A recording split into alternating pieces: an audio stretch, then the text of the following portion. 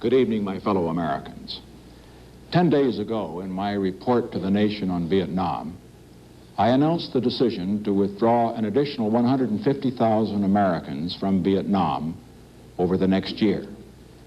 I said then that I was making that decision despite our concern over increased enemy activity in Laos, in Cambodia, and in South Vietnam.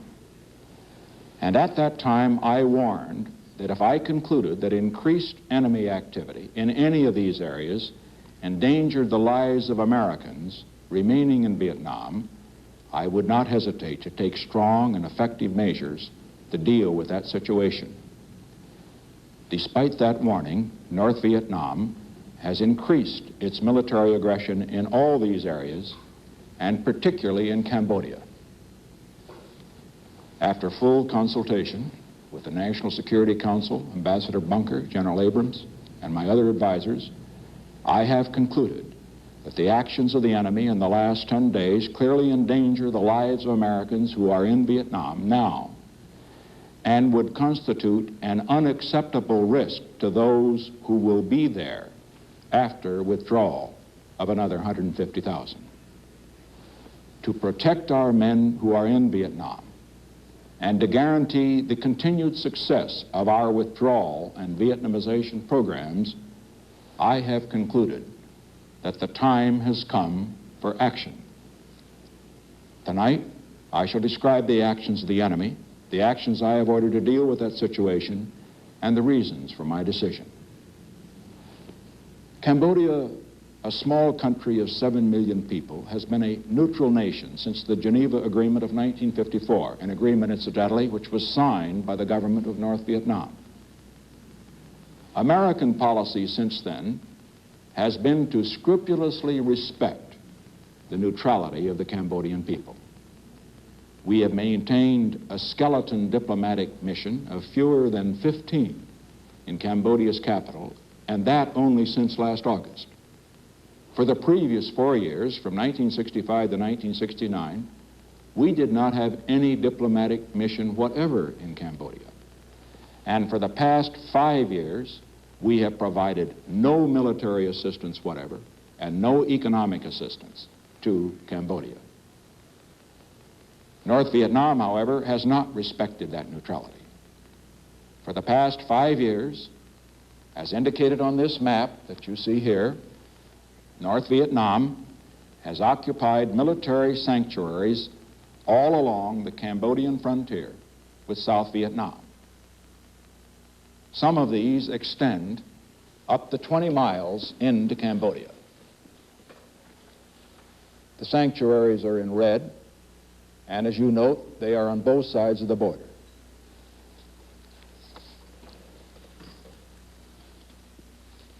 They are used for hit-and-run attacks on American and South Vietnamese forces in South Vietnam. These communist-occupied territories contain major base camps, training sites, logistics facilities, weapons and ammunition factories, airstrips, and prisoner-of-war compounds. And for 5 years, neither the United States nor South Vietnam has moved against these enemy sanctuaries because we did not wish to violate the territory of a neutral nation.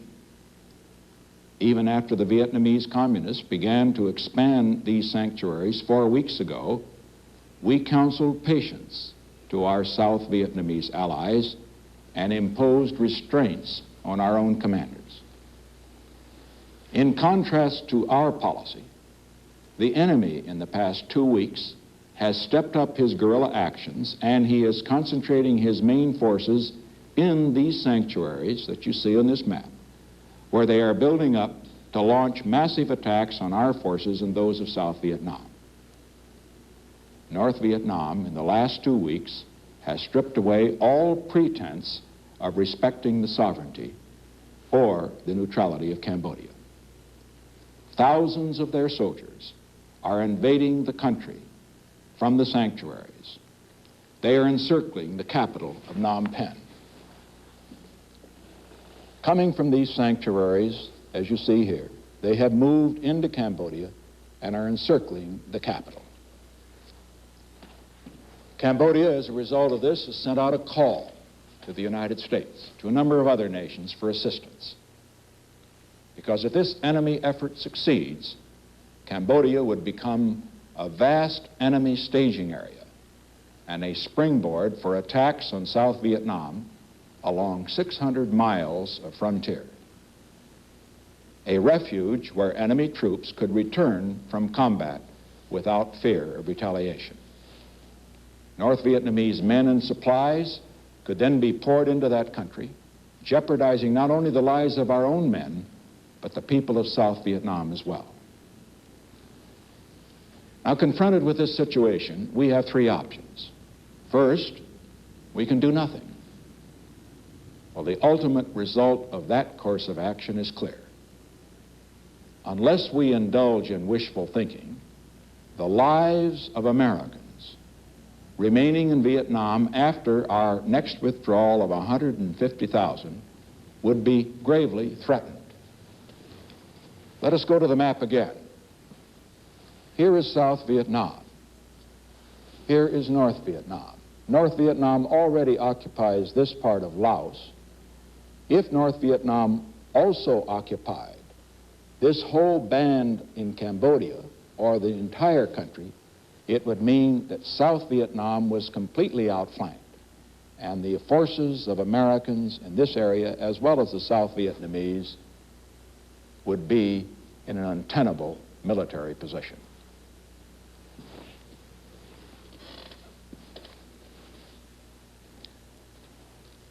Our second choice is to provide massive military assistance to Cambodia itself. Now, unfortunately, while we deeply sympathize with the plight of 7 million Cambodians whose country has been invaded, massive amounts of military assistance could not be rapidly and effectively utilized by the small Cambodian army against the immediate threat. With other nations, we shall do our best to provide the small arms and other equipment which the Cambodian army of 40,000 needs and can use for its defense. But the aid we will provide will be limited to the purpose of enabling Cambodia to defend its neutrality, and not for the purpose of making it an active belligerent on one side or the other. Our third choice is to go to the heart of the trouble. And that means cleaning out major North Vietnamese and Viet Cong occupied territories. These sanctuaries which serve as bases for attacks on both Cambodia and American and South Vietnamese forces in South Vietnam. Some of these, incidentally, are as close to Saigon as Baltimore is to Washington. This one, for example, is called the Parrot's Beak. It's only 33 miles from Saigon.